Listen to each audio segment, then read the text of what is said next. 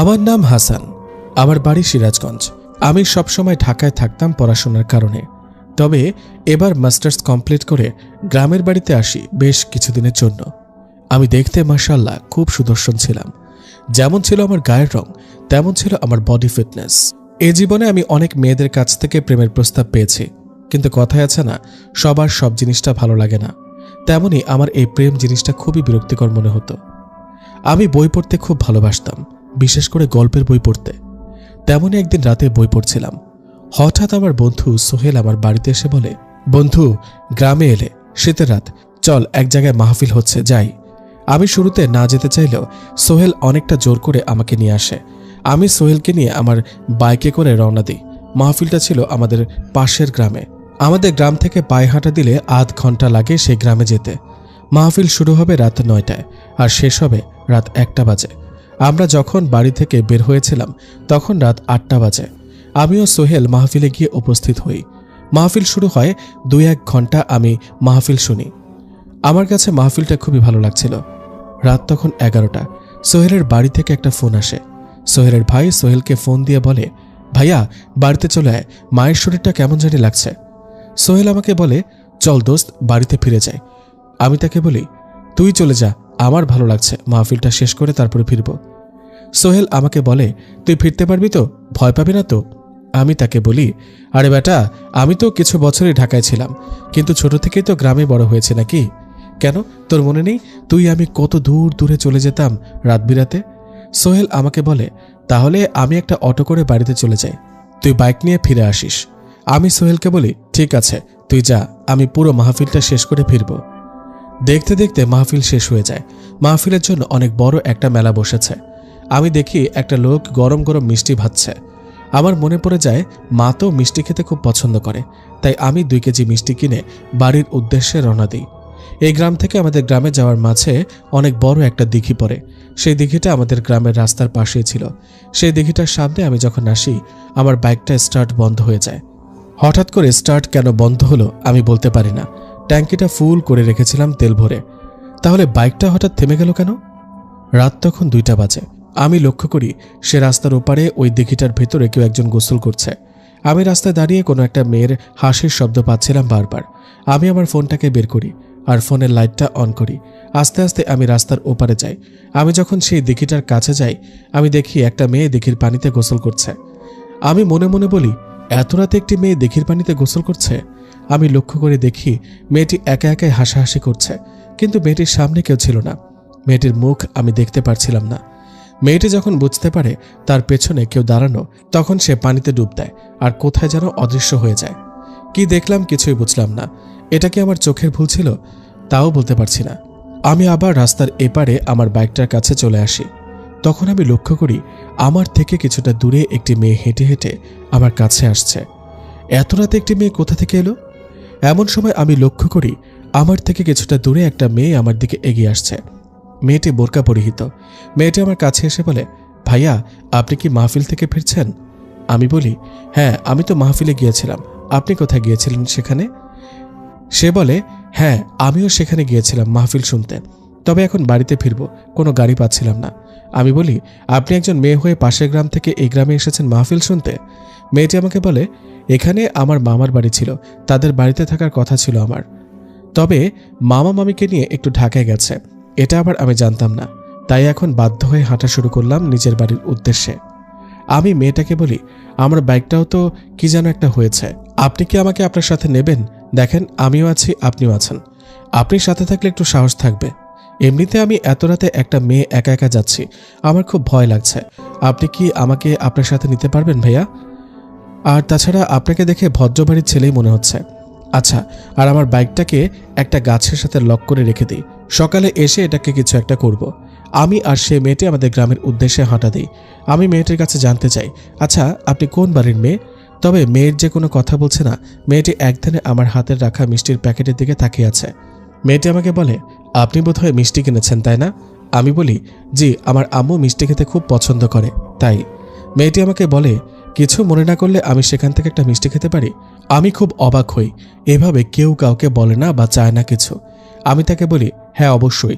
আমি আমার হাতের মিষ্টির প্যাকেটটা ধরি। ওই মেয়েটি থাপা দিয়ে মিষ্টির প্যাকেটটা তার হাতে নিয়ে নেয় আর পাগলের মতো মিষ্টি খেতে শুরু করে। মিষ্টি খাওয়ার ধরন দেখে আমি বুঝে গেছি এটা কোনো মানুষ না, কারণ সে যখন মিষ্টি খাচ্ছিল আমি লক্ষ্য করে দেখি তার চোখের রং এখন পরিবর্তন হচ্ছে, আর আমি খুব ভয় পেয়ে যাই। আমি সেখান থেকে একটা দৌড় লাগাই বাড়ির উদ্দেশ্যে। আমি আর পেছনে ঘুরে তাকাইনি কি হয়েছে না হয়েছে, আমি আর দেখিও নি। আমি দৌড়াতে দৌড়াতে আমাদের গ্রামের 3 রাস্তার মোড়ে এসে দাঁড়াই। এখান থেকে আমাদের বাড়িটা খুবই কাছে, কিন্তু তখনই আমি আমার সামনে সে মেয়েটিকে আবার দেখি। আমি দৌড়াতে দৌড়াতে আমাদের গ্রামের 3 রাস্তার মোচড়ে এসে দাঁড়াই। এখান থেকে আমাদের বাড়িটা খুব কাছে। আমি ভাবছিলাম কি হলো এসব আমার সাথে। যখনই আমি সামনে লক্ষ্য করে দেখি সে বোরকা পরিহিতা মেয়েটা আমার দিকে হেঁটে আসছে, আমি এসব দেখে আরো অনেকটা ভয় পেয়ে যাই। আমি সেখান থেকে পালিয়ে এখানে এলাম। আর এই মেয়েটা চোখের পলকে এখানে কিভাবে এলো? এবার আমার ধারণা সঠিক হলো, এই মেয়েটা কোনো মানুষ না। সে আমার কাছে এসে বলে, দৌড়ালেন কেন? আমি আপনাকে দেখে খুব পছন্দ করেছি, আমি আপনাকে ভালোবেসে ফেলেছি। আপনার মতো এত সুদর্শন একটা ছেলেকে যে কেউ ভালোবাসবে। আমি আর নিতে পারছিলাম না, আমি সেখানে অজ্ঞান হয়ে পড়ে যাই। সকালে আমি আমার জ্ঞান ফিরে পাই। আমি দেখি আমি সেই দিঘিটার কাছে বাইকের সামনে শুয়ে আছি, কিন্তু আমি তো এখানে ছিলাম না। আমি আমাদের গ্রামের সেই 3 রাস্তার কাছে ছিলাম। আমি উঠে দাঁড়াই আর বলি, দেখি তো এখন বাইকটা স্টার্ট দেয় কিনা। আমাকে অবাক করে দিয়ে বাইকটা পুরোপুরি স্টার্ট দেয়। বাইকটা তো ঠিক আছে, তাহলে রাতে কি হয়েছিল? আমি কি এখানে শুয়ে পড়েছিলাম? আর ওইসব কি সবই স্বপ্ন ছিল আমার? তখনই আমার মিষ্টির প্যাকেটের কথা মনে পড়ে। আমি চারপাশে মিষ্টির প্যাকেটটা খুঁজতে শুরু করি। কই, কোথাও সেই মিষ্টির প্যাকেটটা নেই। তার মানে আমার সাথে যা হয়েছে সেটা কোনো স্বপ্ন ছিল না। আমি বাইক চালিয়ে বাসায় চলে আসি। মা বাবাকে এ বিষয়ে কিছুই বলি না, তারা শুধু শুধু চিন্তা করবে। আমি সোহেলকে সবকিছু খুলে বলি। সোহেল বলে, ওই দিঘিটা ভালো না। অনেকে বলে সেই দিঘিটায় নাকি প্রতি পূর্ণিমা রাতে পরেরা এসে গোসল করে। অনেকে সেটা দেখেছে, কিন্তু তারা তো কারো ক্ষতি করে না, যদি না কেউ তাদের কোনো ক্ষতি না করে। তুমি কি তাদের কোনো ডিস্টার্ব করেছিলে? তখনই আমার মনে পড়ে যায় সেদিন রাতে তো আমি সেই মেয়েটা যখন গোসল করছিল তাকে পেছন থেকে অনেকবার ডাক দিই। হয়তো এটার কারণেই সে আমার পেছনে লেগেছিল। সোহেল বলে, যা হয়ে গেছে তো হয়ে গেছে, এখন এসব বাদ দাও। সবটা কি আসলে চাইলে বাদ দেওয়া যায়? রাতে আমার সাথে যা ঘটে এরপর থেকে আমার জীবনটা কেমন যেন হয়ে গেছে। আমি রাতে ঘুমিয়েছিলাম, একটা হাসিতে আমার ঘুম ভেঙে যায়। হাসিটা আমার ঘরের জানলার ওপার থেকে আসছে। আমি উঠে জানলার সামনে যাই এটা দেখার জন্য বাইরে কেউ আছে কিনা। আমি দেখতে পাই আমাদের বাড়ির একটু সামনে একটা অনেক বড় আম গাছ ছিল। সেই আম গাছের গোড়ায় একটা মেয়ে দাঁড়ানো। আমি মেয়েটাকে দেখে চিনে গেছি, এটা তো সেই মেয়ে, কারণ এই মেয়েটাও বোরকা পরা ছিল। আমি সাথে সাথে জানালাটা লাগিয়ে দিই আর খাটে এসে কম্বলটা মুড়িয়ে তার ভেতরে ভয়ে ভয়ে ঘুমানোর চেষ্টা করছি। একটা সময় আমার চোখটা লেগে যায় আর আমি ঘুমিয়ে পড়ি। ঘুমানোর পর আমি একটা অদ্ভুত স্বপ্ন দেখি। আমি স্বপ্নে দেখছি সেই দিঘিটার পাড়ে আমি বসে আছি আর একটা মেয়ে গোসল করছে, সে আমাকে তার কাছে ডাকছে। আমি আস্তে আস্তে সেই মেয়ের দিকে আগাতে থাকি আর পানিতে নেমে পড়ি। আমরা দুজন অনেক মজা করে গোসল করছিলাম, একে অপরের সাথে দুষ্টুমি করছিলাম।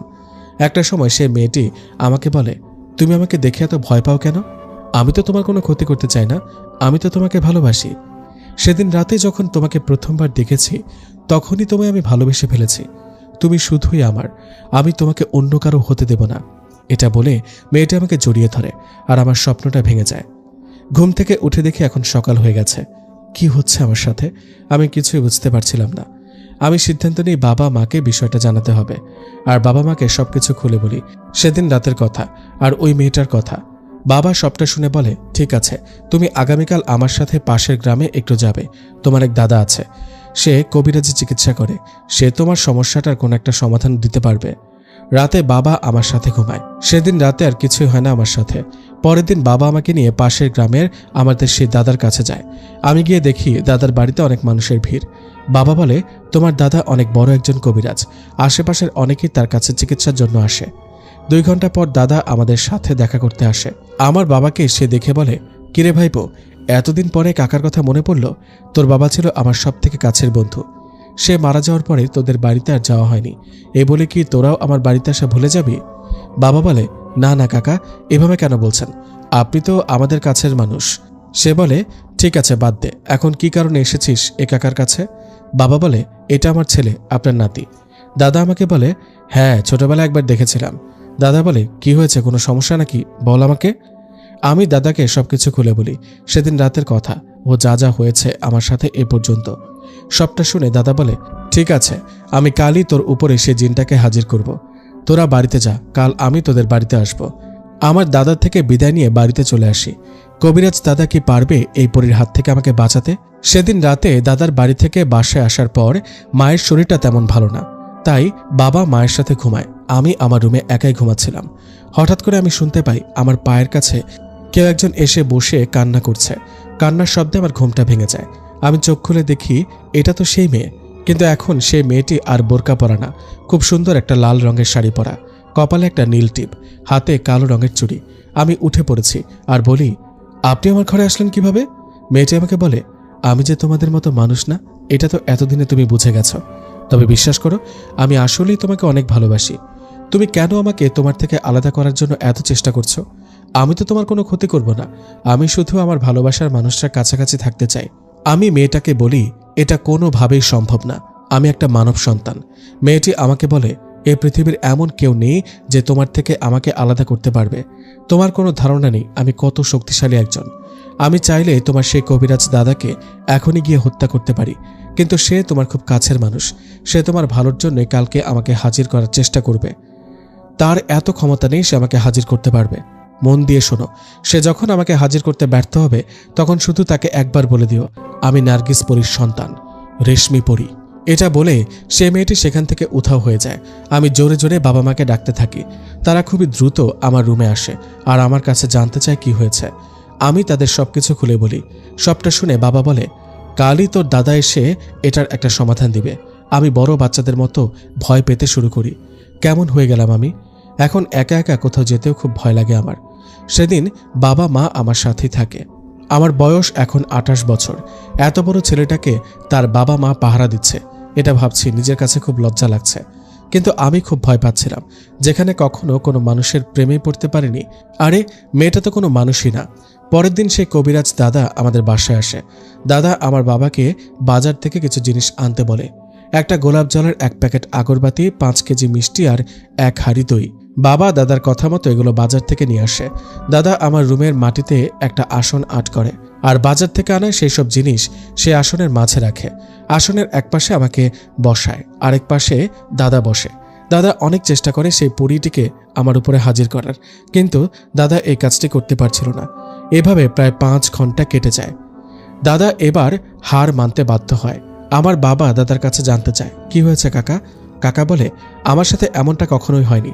জিন পরি যদি কোনো মানুষের উপর নজর দিয়ে রাখে তাহলে তাকে হাজির করা খুবই সহজ, কিন্তু তাকে আমি হাজির করতে পারছি না কেন? তখনই আমার কাল রাতের কথা মনে পড়ে যায়।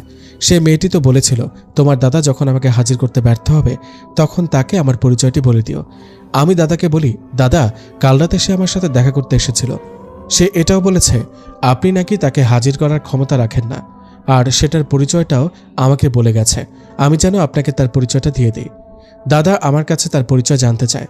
আমি দাদাকে বলি, সে হচ্ছে নার্গিস পরীর একমাত্র সন্তান, রেশমি পরী। এটা শুনে দাদা বলে, কি নার্গিস পরী? বাবা দাদার কাছে জানতে চায়, কে এই নার্গিস পরী? দাদা বলে, সে হচ্ছে পরীদের রানী, সে খুব শক্তিশালী, আর ওই পরীটা হচ্ছে তার সন্তান, সেও কম শক্তিশালী না। এই কারণে তাকে আমি হাজির করতে পারছিলাম না। বাবা বলে, তাহলে এখন আমার ছেলেকে কিভাবে উদ্ধার করব? সে দাদা বলে, আমি আমার ওস্তাদকে তোমাদের বাড়িতে নিয়ে আসব। সে ইন্ডিয়াতে থাকে, তবে সে কিছু একটা ব্যবস্থা অবশ্যই করে দেবে। দাদা আমাদের বাড়ি থেকে চলে যায়। রাতে বাবা আমার সাথে ঘুমায়। আমি ঘুমের মাঝে অনুভব করতে পারছিলাম কেউ একজন আমাকে জড়িয়ে ধরে ঘুমিয়ে আছে। আমি শুরুতে ভেবেছিলাম এটা হয়তো বাবা, কিন্তু আমার তখন মনে পড়ে বাবা তো এভাবে ঘুমায় না। আমি চোখটা খুলে ফেলি আর দেখি এটা তো সেই মেয়ে। তাহলে আমার বাবা কোথায়?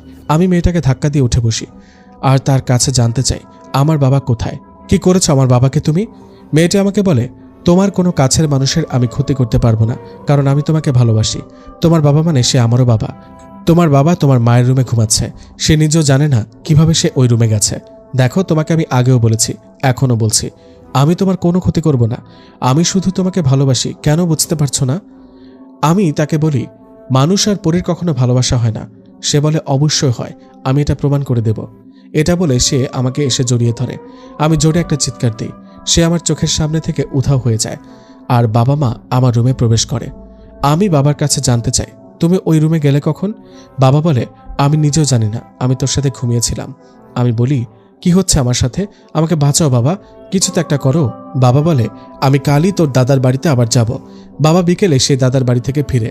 আমি বাবার কাছে জানতে চাই কবিরাজ দাদা কি বলল। দাদা বলে, তোর দাদা আগামী পরশু সেই তার ওস্তাদদেরকে নিয়ে আসবে আমাদের বাড়িতে। দেখতে দেখতে 2টা দিন চলে যায়। 3 দিনের দিন সকালে দাদা তার ওস্তাদকে নিয়ে বাড়িতে আসে। আমি দেখতে পাই অনেক লম্বা একজন লোক, মুখ ভর্তি দাড়ি, হাতে একটা তাবিজ আর শরীরে একটা লম্বা জুব্বা পরানো। সে আমাদের বাসায় এসে সবার উদ্দেশ্যে একটা সালাম দেয়। আমরা সবাই তার সালামের উত্তর নিয়ে তাকেও একটা সালাম দিলাম। সে আমাদের রুমে এসে বসে আর আমার কাছে জানতে চায় কি কি হয়েছে, শুরু থেকে বলো। আমি তাকে সবকিছু খুলে বলি। সবটা শুনে সে আলেম বলে, ঠিক আছে, বুঝতে পারলাম। আসলে নার্গিস পরী হচ্ছে পরীদের রানী, কিন্তু সে খুব ভালো একজন পরী। আমার সাথে তার যোগাযোগ আছে। আমি যতদূর জানি সে মানুষদের কখনোই ক্ষতি করে না। দেখো, তার মেয়ের যদি তোমার কোনো ক্ষতি করার ইচ্ছা থাকতো তবে অনেক আগে করে ফেলতো। সে তোমাকে শুধুই ভালোবাসে আর তার জীবনসাথী হিসেবে চায়। কিন্তু এটা আমরা সবাই জানি এটা কোনোভাবেই সম্ভব না। তুমি চিন্তা করো না, আমি এটার একটা সমাধান অবশ্যই বের করব। আলেম সাহেব আমার বাবাকে বলে, ভাইজান, আপনি একটু কষ্ট করে খোঁজ নেন আপনাদের এই গ্রামে তুলা রাশির লোক কয়জন আছে।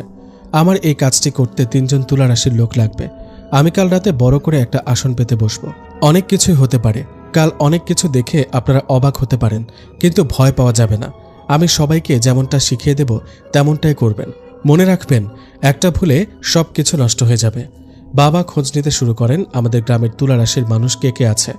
বাবা খুব কষ্ট করে টাকার বিনিময়ে 3 জন লোককে এই কাজের জন্য রাজি করায়, যাদের রাশি ছিল তুলা। তার একদিন পর সেই আলেম সাহেব আমার রুমে বড় একটা আসন বসায়। সেই আসনের মাঝে 3 জন তুলা রাশির ব্যক্তিকে বসানো হয়। তাদের 3 জনকে সেই হাফেজ সাহেব বলেন, আপনারা ভয় পাবেন না, আপনাদের 3 জনের কিছুই হবে না, কিন্তু আপনারা যদি একটু সাহস দেখান তাহলে এই ছেলেটার জীবনটা বেঁচে যাবে। হাফেজ সাহেব সেই 3 ব্যক্তির প্রথম ব্যক্তিকে বলে, আপনার ওপরেই সেই পরী রানী নার্গিসকে আমি হাজির করব। আর দ্বিতীয় ব্যক্তিকে বলে, আপনার ওপরে সেই রেশমি পরীকে আমি হাজির করব, যার কারণে এই ছেলেটা এত কষ্ট ভোগ করছে। তখন আমার বাবা সেই হাফেজ সাহেবকে বলে, কিন্তু আপনি তো 3 জন ব্যক্তিকে আনতে বলেছেন। হাফেজ সাহেব বললেন, হ্যাঁ, তার উপরেও একটি পরী হাজির হবে। সেই পরীটি কে আর কেনই বা হাজির হবে সেটা আপনারা তখনই বুঝতে পারবেন। হাফেজ সাহেব কোরআন পড়া শুরু করে আর সেই 2 জন পরীকে হাজির করার জন্য বারবার চেষ্টা করতে থাকেন। একটা সময় পরীদের রানী ও তার মেয়ে রেশমি পরী এখানে থাকা সেই 2 জন ব্যক্তির ভেতরে প্রবেশ করে। পরীদের রানী নার্গিস বলে হাফেজ সাহেবকে, তোর এত বড় সাহস, তুই আমাকে মানব সমাজে আসতে বাধ্য করিস? তোর কি মরার ভয় নেই? কিন্তু আরেকদিকে তার মেয়ে রেশমি পরী কিছুই বলছিল না। আমি দেখতে পাই রেশমি পরী যে ব্যক্তির ভেতরে প্রবেশ করেছিল সেই লোকটা আমার দিকে এক নজরে তাকিয়ে একটা মায়াবী হাসি দিয়ে আছে। আসলে রেশমি পরী খুব খুশি ছিল যে এত কাছ থেকে সে আমাকে দেখতে পারছে। একটা পর্যায়ে আমরা দেখতে পাই সেই তৃতীয় ব্যক্তিটি কেমন যেন কাঁপাকাঁপি করছে, তার ভেতরে কেউ একজন প্রবেশ করেছে। সেই লোকটা বলে ওঠে, অনেক হয়েছে বোন আমার, তুমি কি করছো? তুমি জানো এই হাফেজ আমার স্বামী? আমরা সবাই বুঝতে পারি তৃতীয় ব্যক্তিটির ভেতরে যে পরীটি হাজির হয়েছে সে হচ্ছে পরীদের রানী নার্গিস পরীর বড় আপু। কিন্তু আমরা সবাই অবাক হই, সেই পরীটি কেন বলছে হাফেজ সাহেব তার স্বামী। সেই পরীটি আরও বলে, দেখ বোন, আমার সে তোকে কেন স্মরণ করেছে তুই আগে সবটা শোন, তারপর যদি মনে করিস সে তোকে হাজির করে ভুল করেছে তখন তাকে শাস্তি দেওয়ার চিন্তা করিস। সেই পরীদের রানী নার্গিস পরী বলে, আপু তুই এখানে গত 10টা বছর তুমি আমাদের সাথে কোনো যোগাযোগ রাখোনি। আমরা তো এটাও জানতাম না তুমি বেঁচে আছো নাকি মরে গেছো। সে বলে, এই বিষয়ে তোর সাথে আমি পরে কথা বলবো, কিন্তু তুই এখন পরীদের রানী, তোর এখন বিচার করতে হবে, সঠিক বিচার। এবার পরীদের রানী নার্গিস হাফেজ সাহেবকে খুব সম্মানের সহিত বলে, আমাকে এখানে কেন ডাকা হয়েছে? হাফেজ সাহেব তাকে বলে, দেখেন, এই ছেলেটিকে আপনার মেয়ে খুব কষ্ট দিচ্ছে। আমি চাই আপনার মেয়ে এই ছেলেটির কাছে আর না আসুক। এখন সে রেশমি পরী কথা বলতে শুরু করে। সে বলে, আমি তাকে কষ্ট দিচ্ছি না, আমি তাকে ভালোবাসি। হাফেজ সাহেব বলে, কিন্তু এটা সম্ভব না। রেশমি পরী বলে, কেন সম্ভব না? আমি পড়ি বলে? তাহলে আপনিও তো আমার খালামণিকে বিয়ে করেছেন, তখন কোথায় ছিল এই নিয়ম কানুন? তখন হাফেজ সাহেবের বউ রেশমি পরীকে একটা ধমক দেয় আর বলে, চুপ কর বেয়াদব, এই বিষয়ে তুমি আর একটা কথা বলবে না। দিনে দিনে তুমি খুব বেয়াদব হয়েছো, তাই না? মন দিয়ে শোনো, আমি তার কাছে এই কারণেই আছি কারণ সে মন থেকে আমাকে তার কাছে রাখতে চায়, কিন্তু হাসান তোমাকে তার কাছে রাখতে চায় না। সে তোমাকে ভালোবাসে না, সে তোমাকে দেখে ভয় পায়, সে চায় তুমি তার জীবন থেকে চলে যাও। রেশমি পরী বলে, ঠিক আছে, আমি আর তার কাছে আসবো না, তার সাথে আর দেখা করব না। তবে হ্যাঁ, সে যেহেতু আমার না, আমি তাকে অন্য কারো হতে দেব না। এটা বলে সেই লোকটি অজ্ঞান হয়ে যায় যার ভেতরে রেশমি পরী হাজির হয়েছিল। তার মানে রেশমি পরীটি সেই লোকের ভেতর থেকে চলে গেছে। তখন পরীদের রানী নার্গিস বলে, আপনারা চিন্তা করবেন না, এখন থেকে সে আপনার ছেলের সামনে আসবে না, আপনার ছেলেকে আর ভয় দেখাবে না, আমি তাকে বুঝিয়ে বলবো। তারপরে পরীদের রানী তার বড় বোনকে বলে, আপু, তুমি পারলে একটিবার আমাদের পরীদের দেশে এসে দেখা করো, বাবা মা তোমার জন্য অনেক কান্না করে আপু। হাফেজ সাহেবের বউ বলে, ঠিক আছে তুই যা, আমি আজ রাতে আসবো পরীদের দেশে। তখন নার্গিস পরী হাফেজ সাহেবকে বলে, আমার বেয়াদবি মাফ করবেন, তবে আমি জানতাম না আপনি যে আমার বড় আপুর স্বামী। হাফেজ সাহেব বলে, তুমি আমার স্ত্রীর ছোট বোন, মানে আমারও বোন, আর বোন কখনো ভাইয়ের কাছে ক্ষমা চায় না, তুমি ভালো থেকো বোন আমার। তখন পরীদের রানী আমাদের সবার থেকে বিদায় নিয়ে সেখান থেকে চলে যায়। পরীদের রানী নার্গিস পরী যাওয়ার পর হাফেজ সাহেবের বউ আমাদেরকে বলে, আমি আমার বোনের মেয়েকে চিনি, রেশমি পরী তার কথা রাখবে না, সে আবারও আসবে, তার ভালোবাসার মানুষের সাথে দেখা করতে আসবে। তখন আমার বাবা তার কাছে জানতে চায়, এর থেকে বাঁচার কি কোনো উপায় নেই? হাফেজ সাহেবের বউ বলে, এমন একটি গাছ আছে যেটা কিনা পূর্ণিমার রাতেই শুধু দেখা যায়, সেই গাছের একটি ডাল যদি হাসান নিজে একা গিয়ে আনতে পারে আর সেটাকে এনে তার হাতে বেঁধে রাখতে পারে, তাহলে এই পৃথিবীর বুকে কোনো পরী আর তার সামনে আসতে পারবে না, সে যত বড় শক্তিশালী পরী হোক না কেন। কিন্তু সে গাছের ডালটি আনা এত সহজ না, এ কারণে তার প্রাণও হারাতে হতে পারে। তখন হাফেজ সাহেব বলে, হাসান, তুমি কি সেই গাছের ডালটি আনতে পারবে? তুমি কি পারবে সেই গাছের ডালটি আনতে? আমি পারবো, আমাকে পারতেই হবে। ঠিক আছে, আমি তোমাকে সেই গাছটি কোথায় পাওয়া যাবে সেটা বলে দিচ্ছি, কিন্তু মনে রেখো সেই গাছের আশেপাশে 17টি জিন থাকে। সেই 17টি জিনের কাজ হচ্ছে সেই গাছটিকে পাহারা দেওয়া। আসলে এটা কোনো সাধারণ গাছ না। তুমি যদি সেই গাছের ডাল আনতে যাও তাহলে সেই 17টি জিন তোমাকে মারার চেষ্টা করবে, কিন্তু তারা তোমার ক্ষতি তখনই করতে পারবে যখন কিনা তুমি তাদের ডাকে সাড়া দেবে। আসলে তুমি যখন এই গাছের ডালটি আনতে যাবে তখন তারা তোমার কোনো ক্ষতি করবে না, কিন্তু ডালটি নিয়ে আসার সময় তারা তোমাকে আটকানোর চেষ্টা করবে। তুমি যদি কোনোভাবে একবার পেছনে ঘুরে তাকাও বা তাদের ডাকে সাড়া দাও তাহলে সেই 17টি জিন তোমার উপরে হামলা করবে। আমি আলেম সাহেবকে বলি, আমি তখন হাফেজ সাহেবকে বলি, আমি পারবো, আমাকে পারতেই হবে। সে গাছটি কোথায় পাওয়া যাবে? আমাদের গ্রাম থেকে 120 কিলোমিটার দূরে একটি ছোট জঙ্গল আছে, সে জঙ্গলের গভীরেই সে গাছটি পাওয়া যায়। সে গাছটি দেখতে আর 5টি জংলা গাছের মতো হলেও সে গাছে যে এত গুণ আছে সেটা সম্পর্কে খুব কম মানুষই জানে। আলেম সাহেব আমাকে বলে দেয় সেই গাছটি দেখতে কেমন আর কোথায় গেলে সঠিকভাবে সেটাকে পাওয়া যাবে, আর এটাও বলে আমি যেন তাদের ডাকে কোনোভাবেই সাড়া না দিই। পরের দিন রাতে আমি নিজেকে প্রস্তুত করি সে গাছের ডালটি আনার জন্য। আমি হাতে একটু টর্চ লাইট নিয়ে আর আমার বাইকটাকে নিয়ে এসে জঙ্গলের দিকে রওনা দিই। আমি জঙ্গলের কাছে এসে বাইকটাকে রাস্তায় রেখে জঙ্গলের ভেতরে হাঁটা শুরু করি। আপনারা হয়তো ভাবছেন যে ছেলেটি নাকি একটি পরীকে দেখে এত ভয় পেয়েছে, সে কি করে এত রাতে এখানে আসলো? আসলে আমি সেই পরীটার উপরে এতটাই বিরক্ত হয়ে গিয়েছিলাম যে তার হাত থেকে বাঁচার জন্য আমি সবকিছু করতে রাজি হয়ে গিয়েছিলাম। আমি হাঁটছি জঙ্গলের মাঠে, রাত তখন 12টা বাজে। আমি আলেম সাহেবের কথা মতো সে জায়গায় আসি আর কিছুক্ষণ খোঁজার পর আমি সেই গাছটি দেখা পাই। আমি খুব খুশি হয়ে এসে গাছটির একটি ডাল ভেঙে আমার হাতে নিই। তখনই চারপাশে অনেক জোরে জোরে বাতাস বইতে শুরু করে, যেটা দেখে আমি অনেকটাই ভয় পেয়ে যাই। আমার মনে পড়ে যায় সেই 17টি জিনের কথা। আমি খুব সাবধানে আস্তে আস্তে আমার বাইকটার কাছে আসতে শুরু করি। তখনই আমি শুনতে পাই আমার মা আমার পেছন থেকে ডাকছে, বলছে, হাসানুর, আমাকে মেরে ফেলছে, আমাকে বাঁচা বাবা। এটা বলে মা অনেক জোরে জোরে কান্না করছিল। কিন্তু আমার মায়ের তো এখানে আসার কথা না। আলেম সাহেব যেহেতু বলে দিয়েছিল সে খারাপ জিনগুলো আমাকে আটকানোর চেষ্টা করবে, এই কারণে আমি পেছনে না ঘুরে সামনের দিকে আগাতে শুরু করি। তখনই আমার বাবা আমার পেছন থেকে ডাকে, কিরে, আমাকে নিয়ে যা, দেখ আমি তোর পেছনে দাঁড়ানো। কিন্তু আমি আরো জোরে জোরে হাঁটা শুরু করি, কারণ আমি বুঝে গিয়েছিলাম এগুলো সেই জিনদের কাজ। আমি হাঁটতে হাঁটতে জঙ্গল শেষে আমার বাইকের কাছে আসি। বাইকটাতে স্টার্ট দিয়ে আমি বাইক নিয়ে সেখান থেকে বের হতে শুরু করি।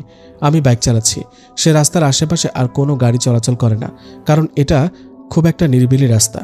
আমি কিছুক্ষণ বাইক চালানোর পরে লক্ষ্য করি আগে তো কোনো রাস্তাই নেই, সামনে অনেক বড় একটা নদী।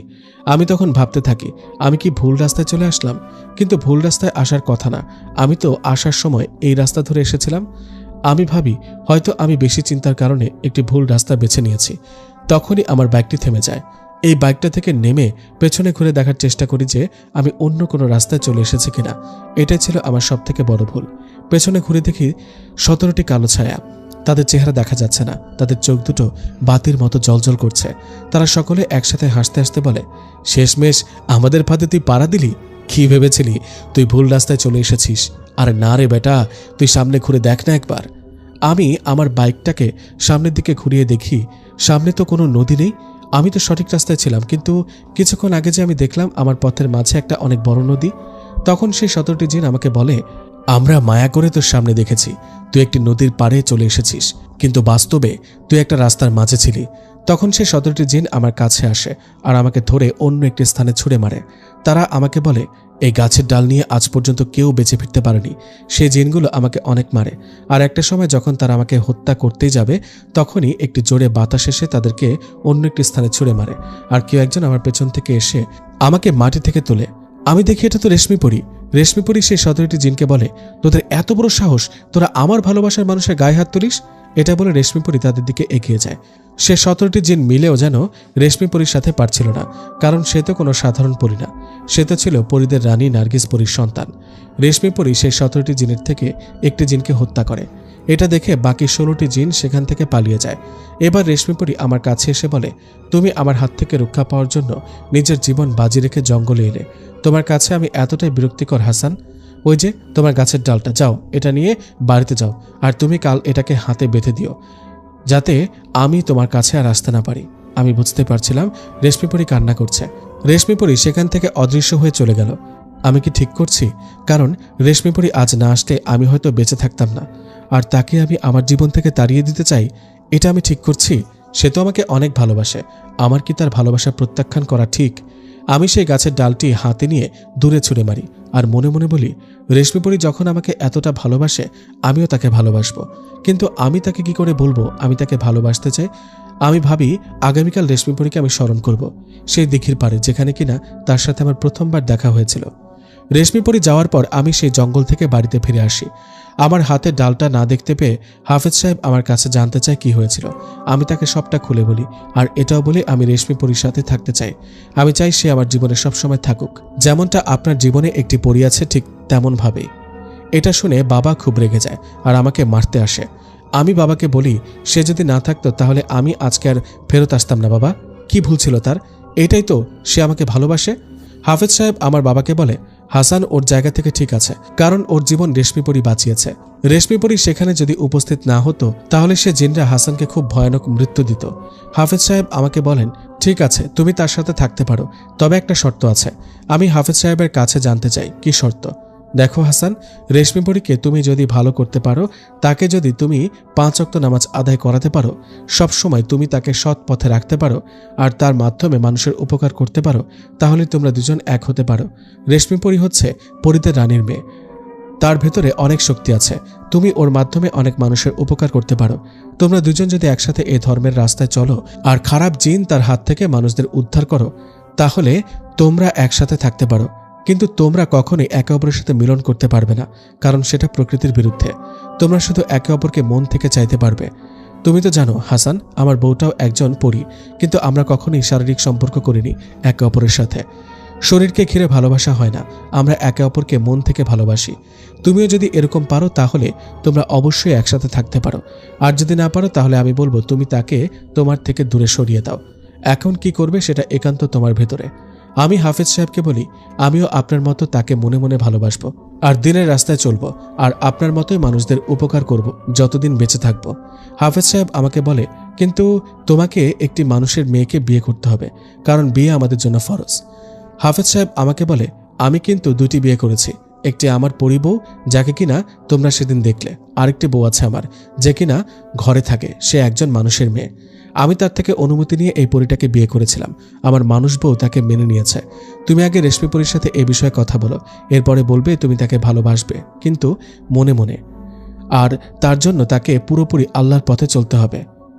তুমি রেশমি পরীকে এটাও বলবে তুমি রেশমি পরীকে বিয়ে করবে, কিন্তু তার আগে তুমি আরেকটি মানুষ মেয়েকে বিয়ে করবে।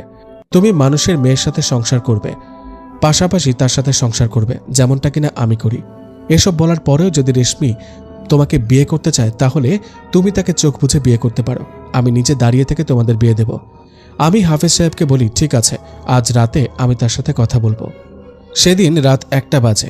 আমি আমার ভাইটাকে নিয়ে সেই দিঘির পাড়ে যাই। সেখানে গিয়ে আমি রেশমি পরীকে বারবার স্মরণ করি যাতে সে আমার সাথে দেখা করতে আসে। কিছুক্ষণ পর আমি লক্ষ্য করি দিঘিটা থেকে উঠে আসলো রেশমি পরী। সে তো আমাকে দেখে অনেক খুশি। আমি তাকে বলি, আমি তোমাকে ভালোবাসবো আর তোমাকে বিয়ে করব, কিন্তু আমার শর্ত আছে কিছু। রেশমিপরি আমার কাছে জানতে চায় কি শর্ত। আমি তাকে সবটা বলি, যেমনটা হাফেজ সাহেব আমাকে শিখিয়ে দিয়েছে। আমি রেশমিপরিকে বলি, এখন তুমি ভেবে বলো, তুমি কি এখন আমার সাথে থাকতে চাও সারা জীবন? রেশমিপরি তখন চুপ ছিল। তারপরে সে যা বলে এটা শুনে আমি পুরো অবাক হয়ে যাই। রেশমিপরি আমাকে বলে, আসলে হাসান, আলেম সাহেব চায় না যে তুমি আমার সাথে থাকো, এই কারণে এসব শর্ত তোমাকে জুড়ে দিয়েছে। আর আলেম সাহেব যে বলেছে আমার খালামণিকে সে দিনের পথে এনেছে, সেটার বিষয়ে তো আমি কিছুই জানি না। আসলে কি করে আমার খালামণিকে বিয়ে করলো আর তাদের পরিচয় কি করে হলো, সে সব কিছু আমি জানি না। আমি ছোটবেলায় শুনেছি আমার খালামণি আমাদেরকে ছেড়ে চলে গেছে, কিন্তু কেন গেছে সেটা আমি জানি না। আমি তখন রেশমিপরিকে বলি, চলো তাহলে আজকে আলম সাহেব আর তোমার খালামণির মুখে শোনা যাক তারা কি করে একে অপরকে পেল। তখন আমি রেশমিপরিকে সাথে করে আমার বাড়িতে আসি আর আলেম সাহেবের রুমে এসে বলি, আমার সাথে রেশমিপরি এসেছে আপনার সাথে কিছু কথা বলার জন্য। আলেম সাহেব আমাকে বলল, ঠিক আছে, ওকে নিয়ে আমার ঘরে প্রবেশ করতে পারো তুমি। রেশমিপরি ঘরে ঢুকে আলেম সাহেবকে একটি সালাম দিল আর তার কাছে জানতে চাইল, কি করে আপনি আমার খালামণিকে পেলেন আপনার জীবনে, আর কি করে আপনি তাকে বিয়ে করলেন। তখন আলেম সাহেব একটি মুচকি হাসি দিয়ে আমাকে আর রেশমিপরিকে বলল, আজ থেকে আরও 12 বছর আগে আমি কোনো আলেম ছিলাম না, আমি ছিলাম একটি চাষা। সবাই এক নামে চিনত আমাকে, সুজন চাষি বলে। আমার বাবা ছিল না, আর না ছিল ভাই বা কোনো বোন, আর আমার মাই ছিল আমার পুরো পৃথিবী। বাবা মারা যাবার আগে আমাদের জন্য শুধুমাত্র একটি ছোট্ট চাষাবাদের জন্য জমি রেখে গিয়েছিল। সে জমিতেই চাষাবাস করে আমি আমার মাকে নিয়ে চলতাম। জানো হাসান, আমার মা একদিন অনেক অসুস্থ হয়ে পড়েছিল, আর সে কারণে আমি তখনকার সময় আমাদের গ্রামের জমিদার মিজান খানের থেকে কিছুটা টাকা ধার করে নিয়ে এসেছিলাম। সেই টাকা দিয়ে আমি আমার চিকিৎসা করে তাকে সুস্থ করেছিলাম। কিন্তু জমিদার মিজান খান মোটেও ভালো মানুষ ছিল না, সে ছিল লোভী ও বেঈমান একজন মানুষ। জমিদার মিজান খান প্রতি মাসে আমার ওই ধানের টাকাটা দিয়ে লাভ নিত, কিন্তু তার মুখের ওপর দিয়ে কেউ কথা বলতে পারত না। তাই আমি বাধ্য হয়েই কষ্ট করে কোনোভাবে টাকাটা পরিশোধ করেছিলাম। জমিদারের টাকা দেওয়ার জন্য আমাকে রাত দিন কাজ করতে হতো।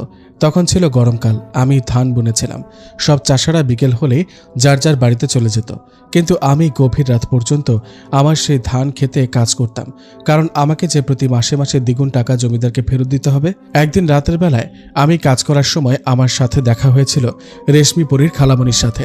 প্রতিদিনের মতোই আমি যখন ঘুম থেকে উঠে ক্ষেতের কাজ করার জন্য রওনা দেব, তখন মা পেছন থেকে বলল, আজও কি এ রাতের বেলায় খেতে কাজ করবি বাবা তুই? হ্যাঁ মা, নয়তো জমিদারের টাকা আমি কি করে পরিশোধ করব? টাকা দেওয়ার সময় তো আর মাত্র 3 দিন। ধানগুলো পেকে গেছে, সেগুলো কেটে গঞ্জে বিক্রি করে টাকা নিয়ে জমিদারকে দিতে হবে, নয়তো জমিদার কি করবে সেটা তো তুমি ভালোভাবেই জানো মা।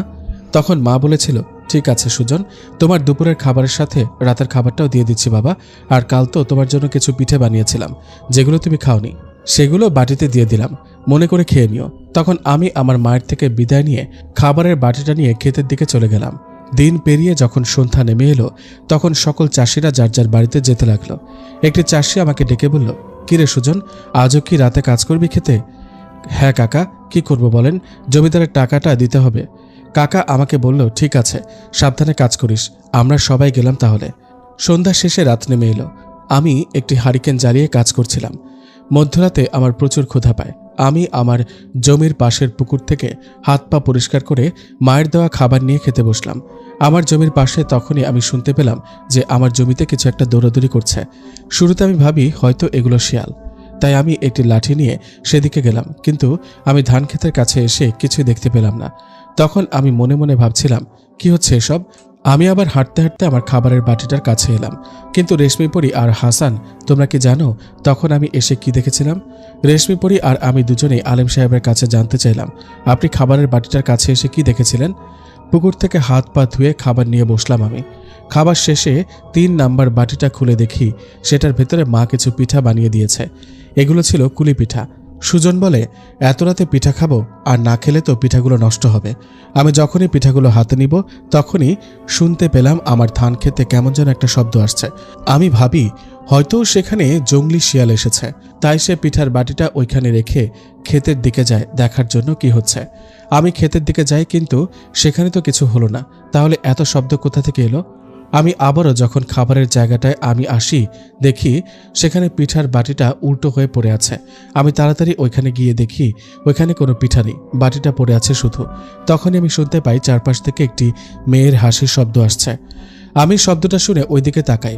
আমি দেখতে পাই রাস্তার ওপারে একটি তালগাছের আগায় সুন্দর একটি লাল পোশাক পরে একটা মেয়ে বসে আছে।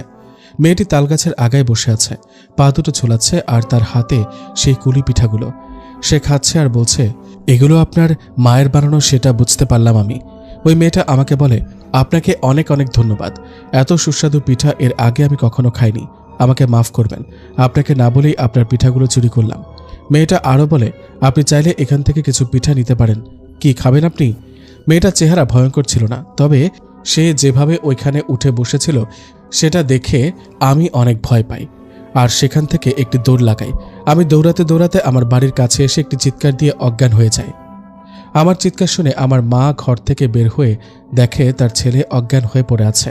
আমার মা আশেপাশের বাড়ির আরও কিছু লোকজন জড়ো করে আমাকে ঘরে শুইয়ে দেয়। আমার জ্ঞান ফিরে 2 দিন পর। আমার জ্ঞান ফেরার পরে আমি দেখি আমার মা আমার পায়ের কাছে বসে কান্না করছে। আমি মাকে বলি, মা কান্না করছো কেন? আমি ঠিক আছি। আমার জ্ঞান ফিরতে দেখে আমার মা খুব খুশি হয়, কিন্তু আমি মাকে বলি, মা এখন তো অনেকটা দেরি হয়ে গেল, আজকেই তো জমিদারের টাকা দেওয়ার শেষ দিন। তখনই ঘরের বাইরে থেকে জমিদারের লোক আমার নাম ধরে ডাকাডাকি করে। আমি বাইরে এসে তাদের বোঝানোর চেষ্টা করি যে আগামী কিছুদিনের ভেতরে আমি টাকা পরিশোধ করে দেব, কিন্তু জমিদারের লোক আমায় টানতে টানতে জমিদারের কাছে নিয়ে যায়। জমিদার আমাকে অনেক মারধর করে আর বলে, আগামী 4 দিনের ভেতরে যদি তুই টাকা না দিস তাহলে তোদের বাড়ির পুরোটা আমি কেড়ে নেব, তোদের আমি রাস্তার ভিখারি করে দেব। আমাকে এতটাই মারা হয়েছিল যে আমি ঠিকভাবে হাঁটতেও পারছিলাম না। আমি কোনোভাবে কষ্ট করে আমার বাড়িতে আসি। আমার মা আমার এই অবস্থা দেখে খুব ভেঙে পড়ে। তখন আমি বলি, মা তুমি চিন্তা করো না, আমি ঠিক হয়ে যাব, আর কাল থেকে আমি আবার খেতে কাজ করব, যে করে হোক জমিদারের টাকা দিতেই হবে। মা আমাকে ধরে ঘরে নিয়ে আসে। আমি মাকে বলি, মা অনেক ক্ষুধা লেগেছে, কিছু কি খাবার এনে দাও। ঘরে কোনো চাল ছিল না। মা আমাকে না করতে পারেনি। সে বলে, আমি খাবারের ব্যবস্থা করে আনছি। তোমরা জানো আমার মা প্রতিবেশীদের থেকে সাহায্য নিয়ে কিছুটা খাবার আমার জন্য নিয়ে আসে। রাতে আমি আমার রুমে ঘুমিয়েছিলাম, কিন্তু আমাকে এতটাই মারা হয়েছে যে আমি ব্যথার কারণে ঘুমাতে পারছিলাম না। আমার খুব কষ্ট হচ্ছিল, আমি খুব কান্না করি এই ব্যথার কারণে। আমি চোখ বুজেছিলাম, কিন্তু তখনই আমি অনুভব করতে পারি আমার শরীরে কেউ হাত বুলাচ্ছে। কিন্তু অবাক করার বিষয় হলো, সে আমার শরীরের যেখানে যেখানে হাত বুলাচ্ছে সেখানে ব্যথা চলে যাচ্ছে। কে এমনটা করছে দেখার জন্য আমি যখন আমার চোখ খুলি, আমি যা দেখি তার জন্য আমি মোটেও প্রস্তুত ছিলাম না। আমি চোখ খুলে দেখি সেই মেয়েটি আমার শরীরকে ছুঁয়ে দিচ্ছে বারবার, যে মেয়েটাকে আমি সেদিন রাতে তালগাছের আগায় বসে থাকতে দেখেছিলাম, যাকে দেখে আমি ভয় পেয়েছিলাম। কিন্তু আজকে আমি সেই মেয়েটিকে দেখে মোটেও ভয় পাচ্ছি না, বরঞ্চ তার ওপর আমার খুব রাগ হচ্ছে, কারণ তার জন্যই আমি এত বড় একটি বিপদে পড়েছি। আমি সেই মেয়েটিকে বলি, আপনি এখনই এখান থেকে চলে যান, আপনার জন্য আজকে আমি এত বড় একটি বিপদে পড়েছি, আপনার জন্য আমাকে আর আমার মাকে এখন বাড়ি ছাড়তে হবে।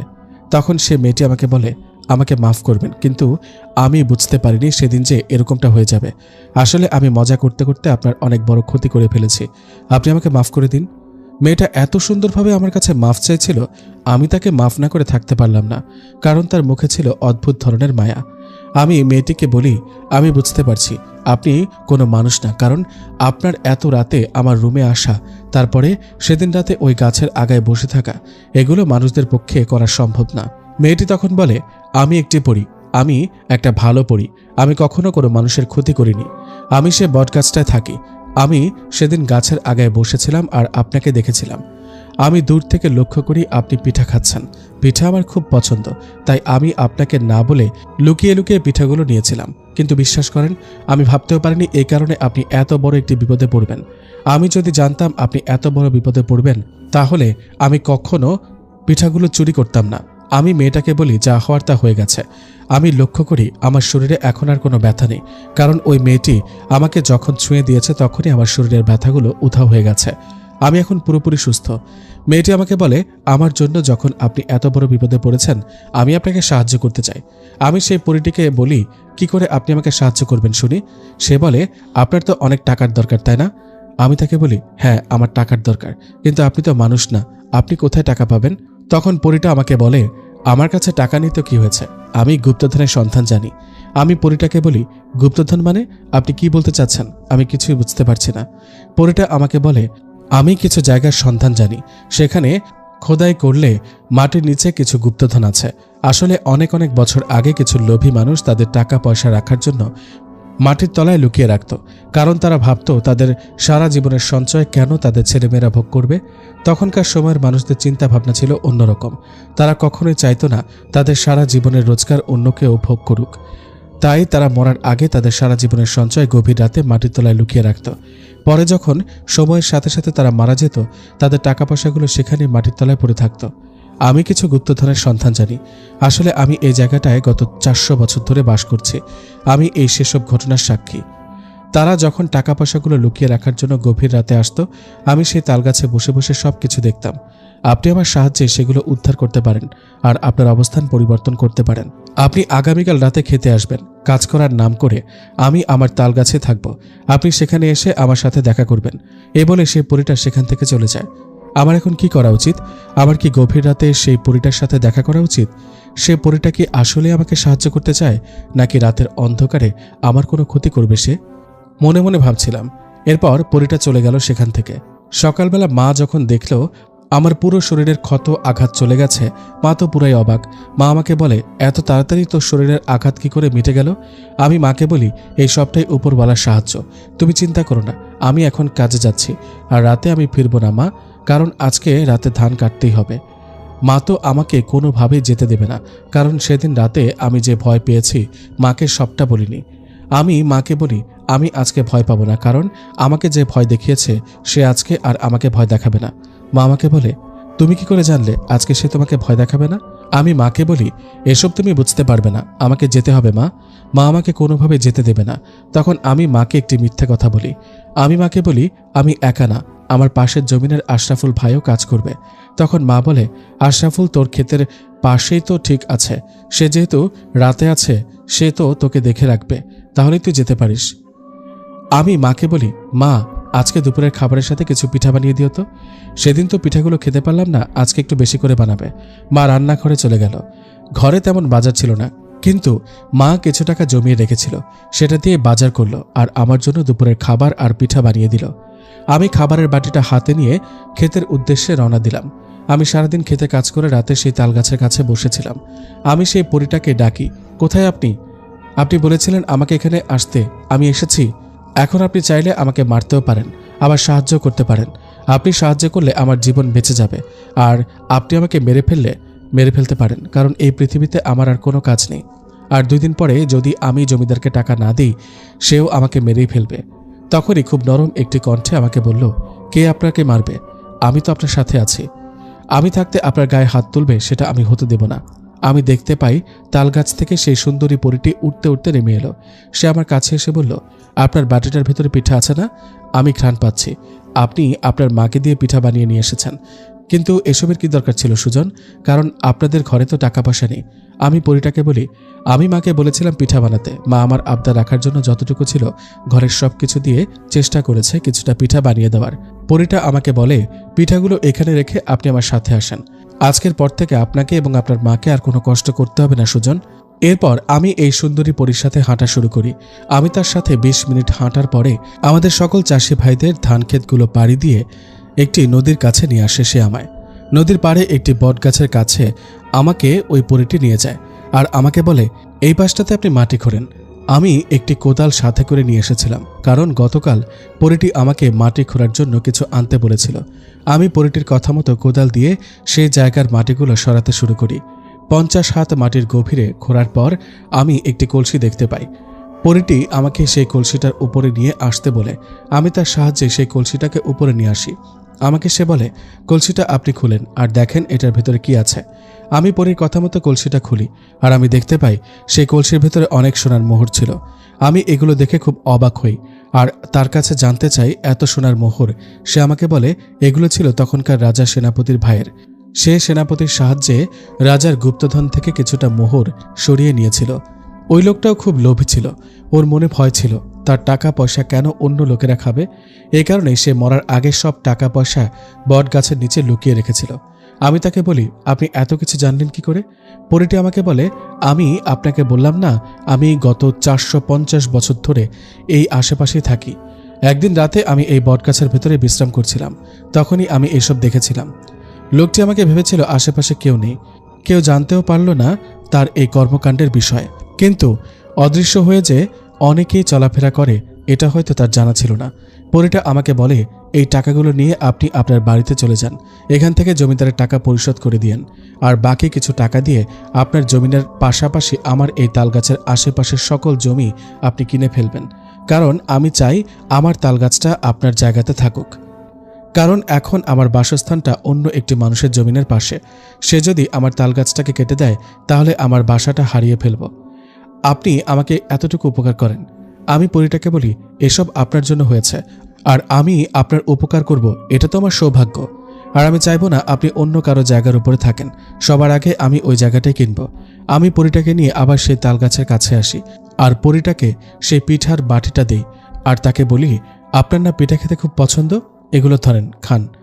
পরীটা আমাকে বলে, আমি একা একা খাবো নাকি, চলেন একসাথে মিলেমিশে খাওয়া যাক। আমরা দুজন সেই পিঠাগুলো খাই আর সারা রাত একে অপরের সাথে গল্প করি।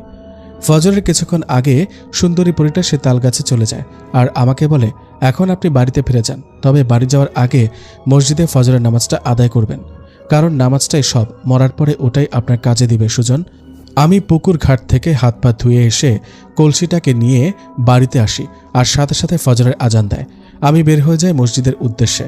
মসজিদে গিয়ে জামাতের সহিত নামাজটাকে আদায় করি, তারপর বাড়িতে ফিরে আসি। আমি ওই কলসিটা আমার বাড়ির একটি পাশে লুকিয়ে রেখেছিলাম।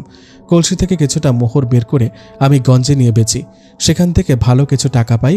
ওই টাকা দিয়ে আমি জমিদারের সকল ঋণ পরিশোধ করে দেই, আর পাশাপাশি আমাদের জমির পাশে ওই তাল গাছের সাথে থাকা সকল জমি আমি কিনে ফেলি। এক্ষেত্রে গ্রামের অনেকের নজর আমার উপরে পড়ে। সবাই ভাবতে থাকে, রাতারাতি আমি এত টাকা পয়সা কোথায় পেলাম। জমিদার ভাবছিল, আমি এক রাতের ভেতরে এত টাকা কোথায় পেলাম। একদিন রাতে আমি বাজার থেকে বাড়িতে ফিরছিলাম, জমিদারের লোক আমাকে জোর করে তার কাছে ধরে নিয়ে যায়। তখন জমিদার আমাকে একলা ঘরে রেখে অনেক মারধর করে, আর আমার কাছে জানতে চায়, তুই এত টাকা পয়সা কোথায় পেলি, যেখানে কিছুদিন আগে তুই খেতে পারতি না, আর এখন কিনা তুই এত বড় জমির মালিক, আমার টাকা পয়সা শোধ করে দিলি, বল এত টাকা তুই কোথায় পেলি। এটা বলে আমাকে অনেক মারধর করে। আমার হাত পা থেকে রক্ত বের হতে শুরু করে মায়ের আঘাতে। ওই ঘরে শুধু আমি আর জমিদারই ছিলাম। জমিদার আমাকে বারবার মারছিল আর বলছিল, আর কত সহ্য করবে বলে দে এবার। আমি জানি তুই কোনো গুপ্তধন পেয়েছিস, নয়তো এটা তোর পক্ষে সম্ভব না, বল সেই গুপ্তধন তুই কোথা থেকে পেয়েছিস। তখনই আমি লক্ষ্য করি দরজার ভেতর দিয়ে সে পরীটা আমার সামনে এলো। সে আমাকে বলল, তাকে নাকি আমি দেখতে পাচ্ছি, এখানে জমিদার আমাকে দেখতে পাবে না। আর এই পরীটার কথা তো শুনতে পারছি, কিন্তু তাকে আমি কিছু বলতে পারছিলাম না, কারণ আমি যদি এখন পরীটার সাথে কথা বলি জমিদার বুঝে যাবে যে এখানে অন্য কেউ আছে। জমিদার আমাকে মারছিল, এটা দেখে পরীটি খুব রেগে যায়। তখনই পরীটা আমাকে বলে, তুমি ওকে বলে দাও তোমার জমির পাশে সে তালগাছের গোড়ায় গুপ্তধনটা পেয়েছ। আমি পরীটার কথা মতো জমিদারকে বলি, আমাকে আর মারবেন না, আমি বলছি কোথায় আমি পেয়েছি গুপ্তধন, আর সেখানে হয়তোবা এখন অনেক গুপ্তধন আছে। জমিদার আমার কথা শুনে হাসতে হাসতে বলে, দেখলি আমি জানতাম তুই গুপ্তধন পেয়েছিস। তখন জমিদার তার 4 জন লোককে নিয়ে আর আমাকে নিয়ে সে রাতেই রওনা দেয় আমার জমির পাশে সেই বটগাছটার উদ্দেশ্যে। কিন্তু সে তো আর জানতো না সেখানে তার জন্য কি অপেক্ষা করছে। জমিদার আর জমিদারের লোকজন যখন আমাকে এই বটগাছটার কাছে নিয়ে আসে, সে আমাকে বলে, বটগাছটার কোন পাশে আছে গুপ্তধন বল। কিন্তু আমি চুপ করেছিলাম। এটা দেখে জমিদারের লোক আমাকে মারতে শুরু করে। তখনই চারপাশে অনেক জোরে জোরে বাতাস বইতে শুরু করে। চোখের পলকেই আকাশ জুড়ে মেঘ জমে যায়। এটা দেখে জমিদার কিছুটা ভয় পায়, কিন্তু জমিদারের লোকজন বলে এটাতে ভয় পাওয়ার কিছু নেই। কিন্তু তখনই একটি মেয়ের হাসির শব্দ চারপাশ থেকে ভেসে আসে, আর আস্তে আস্তে তাদের সামনে আসে সেই পরীটা। ওটাকে দেখে জমিদারের একটি লোক সে পরীটাকে দেখে এগিয়ে যায় তাকে মারার জন্য। কিন্তু সে পরী, সে তো আর আমাদের মতো মানুষ না, তার শক্তি আমাদের থেকে অনেক বেশি। সে জমিদারের ওই লোকটিকে ধরে একটি আছাড় দেয়, সাথে সাথে লোকটি ওখানেই মারা যায়। এটা দেখে জমিদারের সাথে থাকা বাকি 3 জন দৌড়াতে শুরু করে। কিন্তু পরীর কাছ থেকে বাঁচাটা কি এতটাই সহজ? তাদের সবাইকে ওই পরীটা হত্যা করে শেষমেশ সেই জমিদারের কাছে এসে দাঁড়ায়।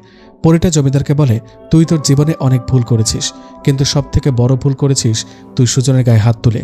ও তো তোর পাওনা টাকাগুলো সব দিয়ে দিয়েছিল, কিন্তু জমিদার তোর মনে জেগে উঠেছিল গুপ্তধনের লোভ।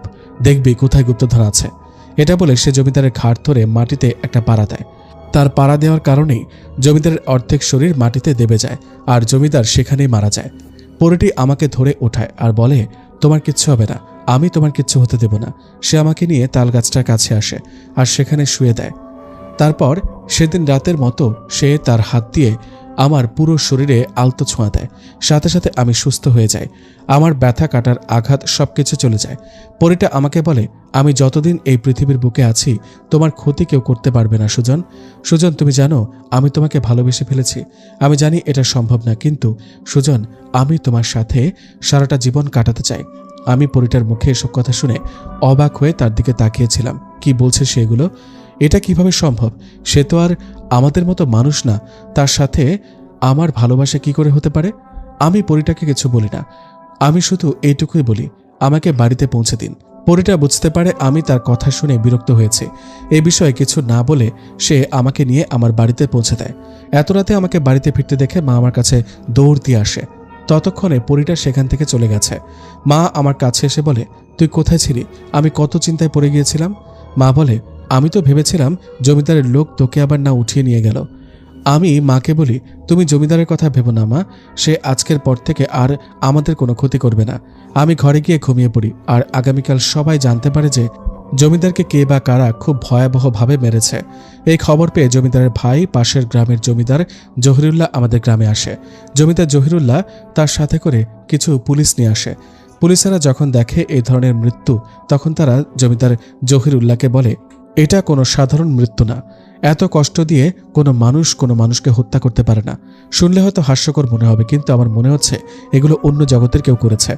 এটা বলে পুলিশগুলো লাশটাকে উদ্ধার করে জমিদার জহিরুল্লাহর কাছে বুঝিয়ে দিয়ে সেখান থেকে চলে যায়। সেদিনই মৃত জমিদারের জানাজা পড়িয়ে মাটি দেওয়া হয়। কিন্তু তার ভাই জমিদার জহিরুল্লাহ এটা কোনোভাবে মানতে পারছিল না তার ভাইকে এত ভয়াবহভাবে কেউ হত্যা করেছে। জমিদার জহিরুল্লাহ জানতে চাচ্ছিল তার ভাইকে কে হত্যা করেছে। যখনই তার মনে পড়ে সকালের কথা, পুলিশগুলো তো বলেছিল এই মৃত্যুর পেছনে হয়তোবা অন্য কোনো অদৃশ্য জগতের কারো হাত আছে। এই কারণে জমিদার জহিরুল্লাহ একটি তান্ত্রিকের কাছে যায়। সে তান্ত্রিককে জমিদার জহিরুল্লাহ বলে, তুমি যা চাইবে আমি তা দেব, তুমি যত টাকা চাইবে আমি দেব, কিন্তু আমাকে তুমি জানাও কি করে আমার ভাই মৃত্যুবরণ করলো। সে তান্ত্রিক বলে, আমাকে 2টা দিন সময় দাও, আমি আমার সাথে থাকা জিনদের মাধ্যমে খোঁজ নিয়ে দেখছি কি হয়েছিল সেদিন রাতে। 2 দিন পর জমিদার জহিরুল্লাহ আবারও সেই তান্ত্রিকের কাছে যায়। তখন সে তান্ত্রিক তাকে জানায়, তোমার ভাইকে কোনো মানুষ হত্যা করেনি, তোমার ভাইকে একটি পরী হত্যা করেছে। আসলে ওই পরীটি ওখানেই থাকে। সে গত 450 বছর ধরে ওই জায়গাটার আশেপাশে থাকে। তোমার ভাই ওইখানে কেন গিয়েছিল সেটা আমি জানি না, কিন্তু তোমার ভাইকে যে একটা পরী হত্যা করেছে সেটা আমি বলতে পারি। আপাতত এতটুকুই জানা গেছে। আমি জানতে পেরেছি ওই পরীটা ওখানেরই একটি তাল গাছে থাকে, কিন্তু ওই পরীটা অনেক শক্তিশালী, তার সাথে আমি পেরে উঠব না। কিন্তু তুমি যদি আমাকে সাহায্য করো তাহলে তোমার ভাইয়ের মৃত্যুর বদলা তুমি নিতে পারবে। জমিদার তান্ত্রিককে বলে, আমি তোমাকে কি করে সাহায্য করতে পারি? তান্ত্রিক যখন জমিদারকে বলে, তুমি যদি এমন কোনো শিশুকে এনে দিতে পারো যার পরিবারের সে একমাত্র সন্তান, আর তাকে যদি আমি আগামীকাল পূর্ণিমা রাতে বলি দিতে পারি, তাহলে আমি অসীম শক্তির মালিক হয়ে যাব আর ওই পরীটার সাথে যুদ্ধ করে তাকে হত্যা করতে পারবো। জমিদার জহিরুল্লাহ বলে, ঠিক আছে, আমি দেখছি কি করা যায়। জমিদার খুব গোপনে তার লোকেদের মাধ্যমে এই গ্রামের একটি শিশুকে উঠিয়ে নিয়ে আসে, যার এই দুনিয়াতে আর কেউ বেঁচে ছিল না। সে বাচ্চাটাকে এনে সেই তান্ত্রিকের গুহায় নিয়ে যায়। তান্ত্রিক শিশুটিকে দেখে অনেক খুশি হয় আর বলে, শাব্বাস, তুমি তোমার কথা রেখেছ, আমি আমার কথা রাখবো। তোমার ভাইয়ের মৃত্যুর বদলা আমরা ঠিকই নেব, কিন্তু আজ না, আগামীকাল হচ্ছে মহাপূর্ণিমার, সেদিন রাতেই আমরা এই বাচ্চাটাকে বলি দেব। কিন্তু ওইদিকে সেই পরীটা এই সব কিছু জানত, কারণ সে ছিল খুব শক্তিশালী পরী। তার সাথে আরও অনেক পরীরা ওই জায়গাটার আশেপাশে থাকে। সে পরীগুলোই তার কাছে এসে বলেছিল, সে তান্ত্রিক আর জমিদার কি করছে এখন। আমি আমার মৃত্যুকে নিয়ে ভাবি না, কিন্তু আমাকে মরার জন্য সে তান্ত্রিকটা ওই মাসুম বাচ্চাটাকে বলি দিবে আগামীকাল। আমি এটা শুনে ওই পরীটাকে বলি, এখন আমরা কি করব? সেই পরীটা আমাকে বলে, তুমি আমাকে সাহায্য করবে। আজকে রাতে আমরা ওই তান্ত্রিকের কাছে যাব আর ওইখানে জমিদারকেও পেয়ে যাব। যা করার আজকে রাতে করতে হবে, কারণ কালকে রাতে ওই শিশুটাকে তারা হত্যা করবে।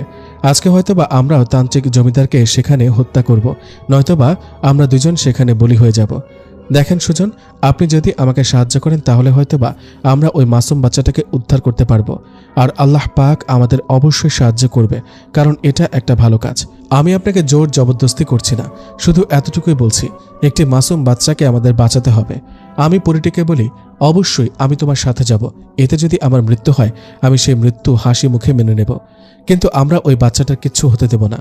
আমি পরীর ঘর থেকে বের হয়ে আসি। পরীটা আমাকে বলে, তুমি তোমার সাথে এক বোতল জমজমের পানি আর পবিত্র কোরআন নিয়ে নাও। আমি তার কাছে জানতে চাই এগুলো কেন নিতে হবে। পরীটা আমাকে বলে, সে তান্ত্রিকের গুহার সামনে 20 জন খারাপ জিন তাকে পাহারা দেয়। আমি সেই 20টি জিনের সাথে পেরে উঠব না। আপনি আমার সাহায্যে ওদের সাথে যুদ্ধ করবেন। আপনার হাতিয়ার হচ্ছে পবিত্র কোরআন আর সেই জমজমের পানি। তুমি জমজমের পানিগুলো তাদের শরীরে ছিটিয়ে দেবে আর পবিত্র কোরআন থেকে এই আয়াতগুলো পড়বে। এই সূরাগুলো পড়লে তারা খুব দুর্বল হয়ে যাবে আর আমি তাদের খুব সহজে হত্যা করতে পারবো। আমরা বের হয়ে গেলাম একটা নিষ্পাপ শিশুকে উদ্ধার করতে।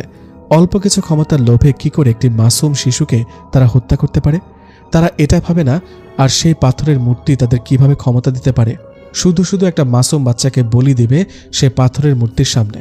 এসব যতই ভাবছিলাম ততই রাগ হচ্ছিল আমার জমিদার আর সেই তান্ত্রিকের ওপর। আস্তে আস্তে আমরা সেই তান্ত্রিকের গুহার কাছে আসি, কিন্তু সেখানে তো আমি কাউকে দেখতে পাচ্ছি না। পরী আমাকে বলে, এখনই আপনি দেখতে পাবেন। তখন পরীরা সামনের দিকে আগায়। সাথে সাথে বৃষ্টি খুব ভয়ানক ছায়া উঠতে উঠতে সেখানে এসে দাঁড়ায়।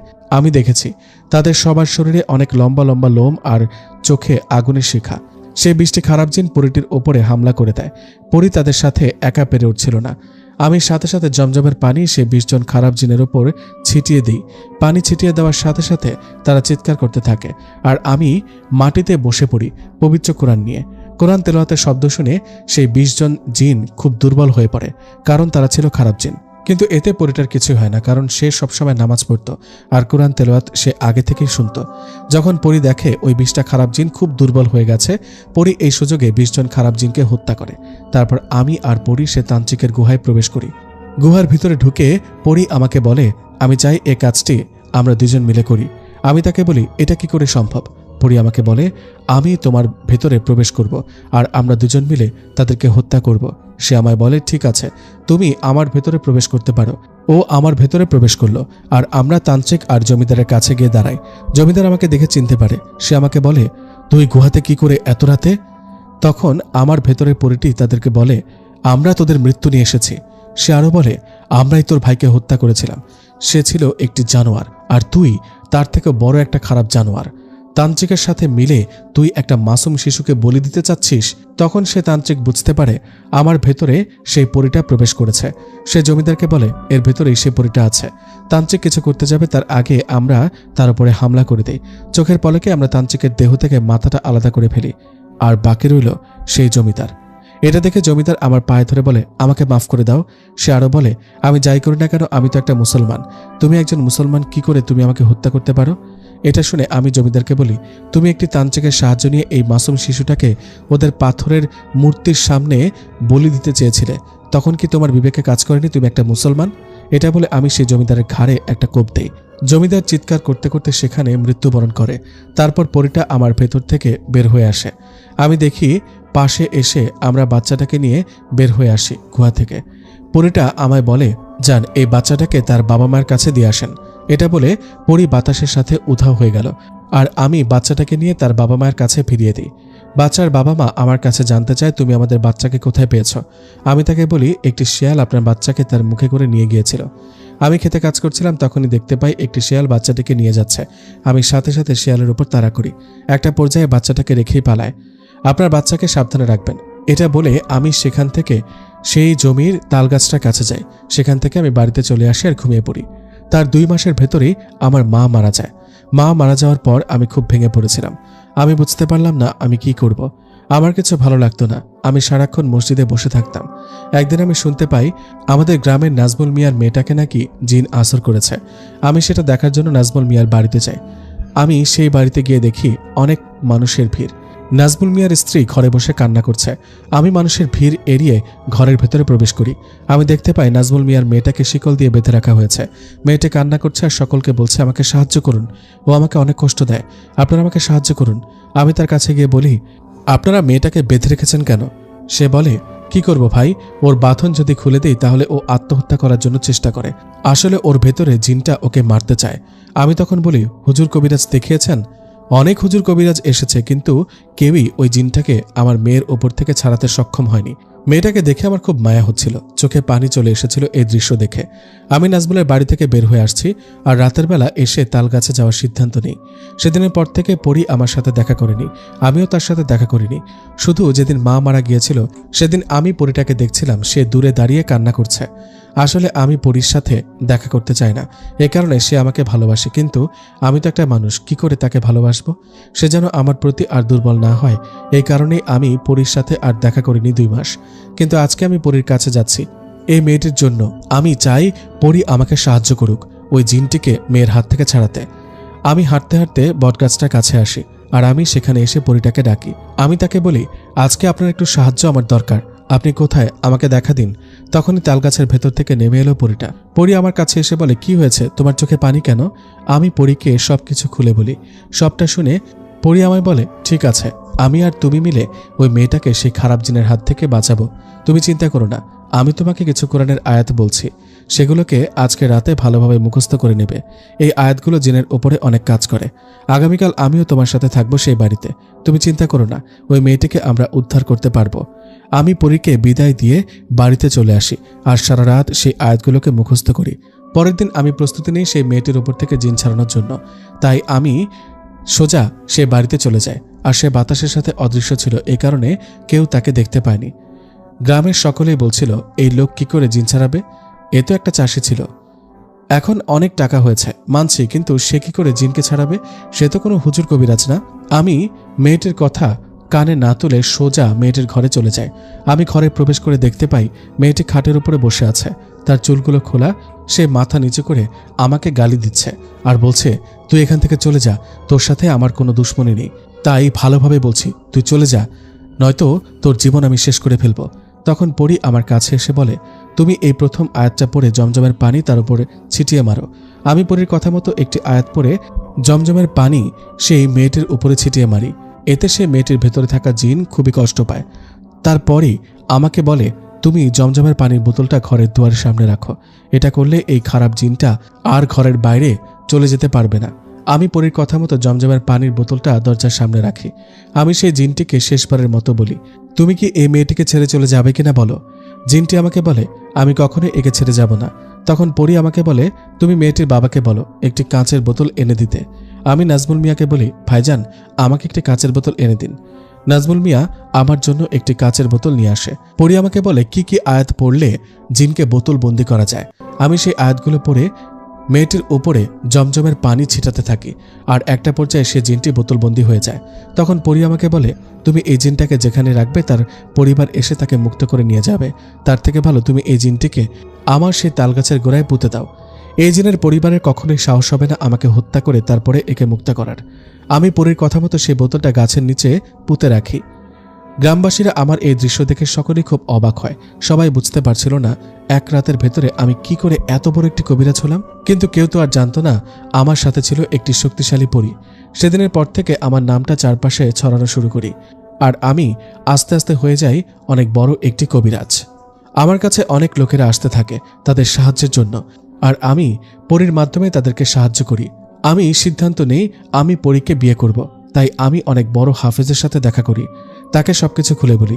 সবটা শুনে হাফেজ আমাকে বলেছিল, দেখো যেহেতু পরীটা তোমাকে মন থেকে ভালোবাসে আর তুমিও আস্তে আস্তে তার ভালোবাসায় জড়িয়ে গেছো, দেখো বিয়ে মানে হচ্ছে একে অপরের সাথে সারা জীবন কাটানো, একে অপরের হাত ধরে শক্ত করে ধরে রাখা। তুমি চাইলে পরীটাকে বিয়ে করতে পারো, তোমরা একসাথে থাকতেও পারো, কিন্তু মনে রেখো মানুষ আর জিন পরীদের ভেতরে একটা আলাদা তফাৎ রয়েছে। তুমি একটি মানুষের মেয়েকে বিয়ে করে যেভাবে সংসার করতে পারবে, একটি পরীর সাথে সেভাবে সংসার করতে পারবে না। শুধু তুমি জানবে সে তোমার স্ত্রী, আর কাউকে বলতে পারবে না তুমি যে একটি পরীকে বিয়ে করেছো, কিংবা তুমি কখনোই তার সাথে মেলামেশা করতে পারবে না। সকল কিছু মেনে যদি তোমরা একে অপরকে বিয়ে করতে চাও তাহলে বিয়ে করতে পারো। আমি সেখান থেকে বিদায় নিয়ে বাড়িতে চলে আসি, আর রাতে আমি পরীকে সবকিছু খুলে বলি।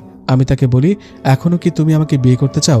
পরী আমাকে বলে, আমি তোমাকে বিয়ে করতে চাই, আমি সকল শর্তে রাজি আছি, সারা জীবন একে অপরের সাথে এভাবেই থাকব। আর বলি, ঠিক আছে তাই হোক তাহলে। তার 2 দিন পর সেই হাফেজ এসে আমাকে বিয়ে পড়িয়ে দিয়ে যায়। এটা বলে ইমাম সাহেব তার কথা শেষ করল। তখনই আমি আর রেশমিপরি লক্ষ্য করি ঘরের ভেতরে রেশমিপরির খালামণি প্রবেশ করল আর ইমাম সাহেবের কাছে এসে বসল। সে আমাদেরকে বলল, তোমরা তো আমাদের বিষয়ে সবকিছু শুনলে, এখন তোমরা কি চাও? তোমরা চাইলেও একে অপরের সাথে বিবাহ বন্ধনে জড়াতে পারো, তবে আমি আর ইমাম সাহেব যেভাবে সারা জীবন কাটালাম তোমাদেরকেও ওই একইভাবে সারা জীবন কাটাতে হবে। আমি তখন তাদের বললাম, আমার জীবন রেশমিপরি বাঁচিয়েছে, এখন আমি তার কাছে ঋণী। আমি তাকে বিয়ে করতে চাই, যদি এই শর্তে রাজি থাকে তাহলে। এই রেশমিপরি আমাকে বলে, আমিও রাজি, আমিও তোমাকে বিয়ে করতে চাই, আমরাও সারা জীবন তাদের মতোই কাটিয়ে দেব। সেদিন রাতেই ইমাম সাহেব আমার আর রেশমিপরির বিয়ে পড়িয়ে দেয়। আমার বাবা মা শুরুতে রাজি ছিল না, কিন্তু তারা যখন বুঝতে পারল হ্যাঁ রেশমিপরি না থাকলে তাদের ছেলে এখন বেঁচে থাকতো না, তখন তারা আর আপত্তি করল না। এখন আমি আর রেশমিপরি সারা জীবন এভাবেই কাটিয়ে দেব।